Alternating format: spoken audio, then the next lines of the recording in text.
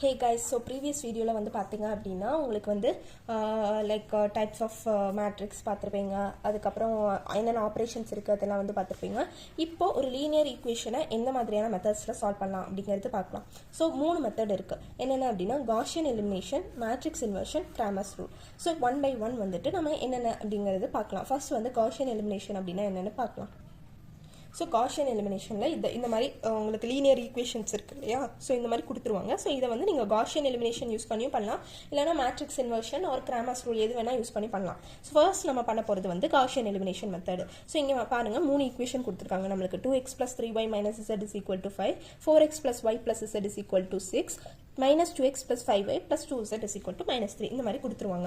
So என்ன அப்படின்னா ax equal to b இந்த மாதிரி எழுதிக்கோங்க. ஸோ a அப்படிங்கிறது என்னன்னா இங்கே 2 3 minus 1 4 1 1 minus 2 5 2, அதாவது அந்த xy zக்கு முன்னாடி உங்களுக்கு இருக்கு இல்லையா, ஸோ அது எல்லாத்தையும் ஒரு மேட்ரிக்ஸில் எழுதிக்கோங்க.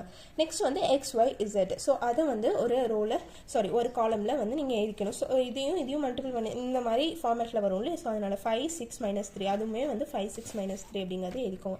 இப்போ நெக்ஸ்ட் நீங்கள் என்ன பண்ணணும் அப்படின்னா ஸோ ஏவையும் பிஏயும் இந்த மாதிரி எழுதிக்கோங்க.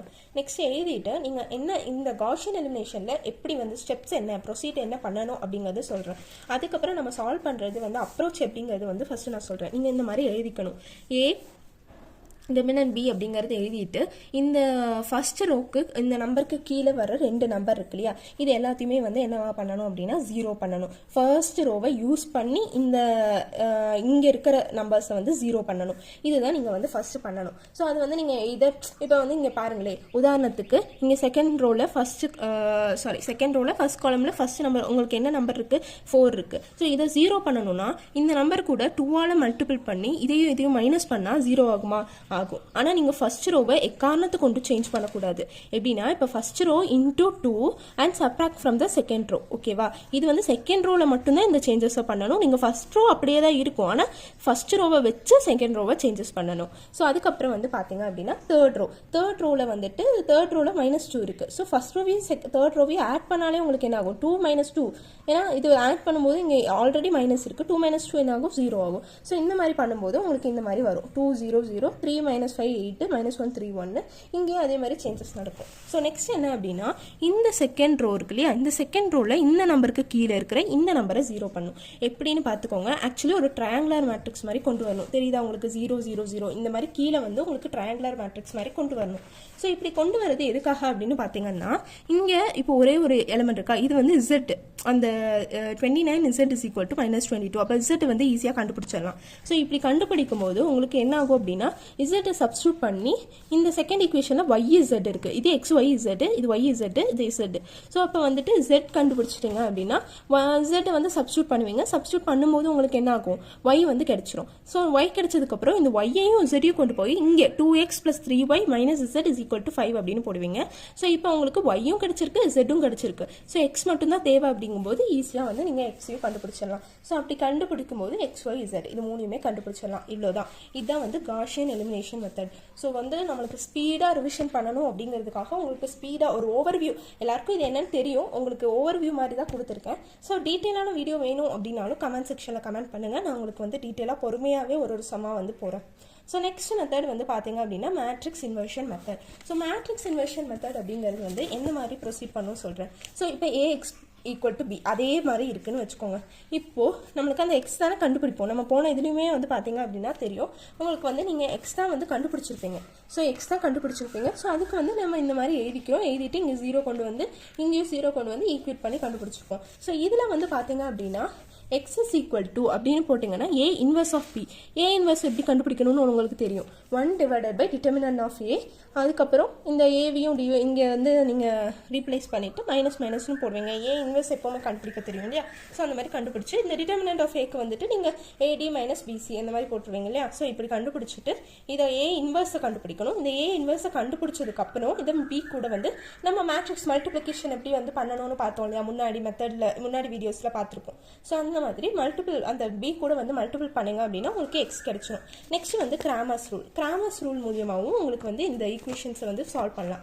இது எப்படின்னு வந்து பார்த்தீங்க அப்படின்னா x is equal to A x divided by determinant of A, determinant of A x divided by determinant of A. Y கண்டுபிடிக்கணும் அப்படின்னா determinant of AY divided by determinant of A.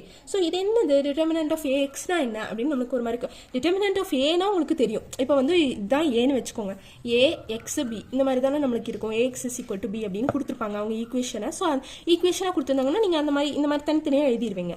So எழுதுனதுக்கு அப்புறம் என்ன பண்ணணும் அப்படின்னா இப்போ டிட்டர்மினன்ட் ஆஃப் ஏ எப்படி கண்டுபிடிப்பீங்க, 2 × -4 -3 × 1. ஸோ இப்படி போட்டு நீங்கள் கண்டுபிடிச்சிருவீங்க டிட்டர்மினன்ட் ஆஃப் ஏ. ஏஎக்ஸ்னா என்ன, டிட்டர்மினன்ட் ஆஃப் ஏஎக்ஸ்னா என்ன அப்படின்னா இதில் ஃபர்ஸ்ட் ரோ இருக்கு இல்லையா, இந்த ஃபர்ஸ்ட் ரோவை இந்த பியோட இந்த எலமெண்டால நீங்கள் ரீப்ளேஸ் பண்ணணும். அந்த காலம் வந்து ரீப்ளேஸ் பண்ணணும். தெரியுதா, 2 1 இருக்கிறது 8 - 2 அப்படின்னு மாற்றிருக்கேன். ஆனால் செகண்ட் வந்து அப்படியே தான் வச்சிருக்கேன். அப்படி வச்சா அது வந்து டிட்டர்மினன்ட் ஆஃப் ஏஎக்ஸ். ஸோ இப்படி வச்சு நம்ம நார்மலாக டிட்டர்மினன்ட் கண்டுபிடிப்போம்ல, 8 × -4 -3 × -2. ஸோ இப்படி போட்டு கண்டுபிடிச்சிருக்காங்க. இதுதான் determinant of A x. So replace the first column of A with B. So next வந்து பார்த்தீங்க அப்படின்னா determinant of A y. Determinant of A y வந்து எப்படி கண்டுபிடிக்கணும் அப்படின்னா ஸோ அதில் வந்து செகண்ட் காலம் இருக்கு இல்லையா, ஸோ அந்த செகண்ட் காலம் ஆஃப் ஏவை வந்துட்டு அந்த பியோட காலமாக ரீப்ளேஸ் பண்ணிக்கோங்க. 3 - 4 இருக்கு இல்லையா, அதுக்கு பதிலாக வந்துட்டு 8 - 2 அப்படின்னு வந்து போட்டிருக்காங்க.